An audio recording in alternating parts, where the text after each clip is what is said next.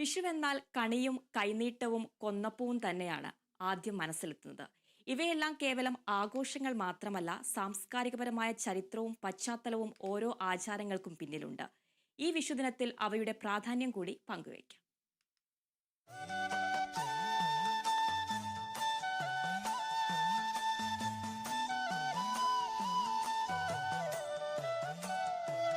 വിഷുവിനോടനുബന്ധിച്ച് ആചാരമായി ഏറ്റവും പ്രാധാന്യം കൽപ്പിക്കുന്നത് വിഷുക്കണിക്കാണ്.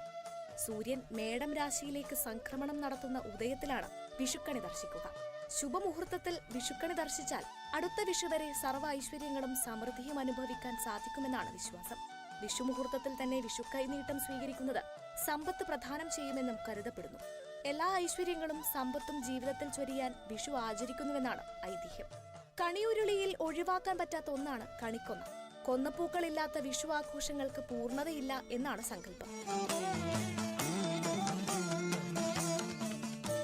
കണിക്കൊന്നയും വിഷുവും തമ്മിൽ എന്ത് ബന്ധം എന്നതിന് നിറയെ സങ്കല്പകഥകൾ പ്രചരിക്കുന്നുണ്ടെങ്കിലും കാലാവസ്ഥയുമായി ബന്ധപ്പെട്ട ചില വസ്തുതകളാണ് കൂടുതൽ വിശ്വസനീയമായി നിലവിലുള്ളത്.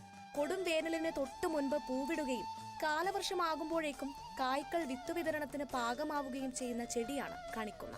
കൊന്ന പൂത്ത് ഏകദേശം 45 ദിവസത്തിനകം കാലവർഷം എത്തുമെന്നൊരു കണക്കും മുൻപുണ്ടായിരുന്നു.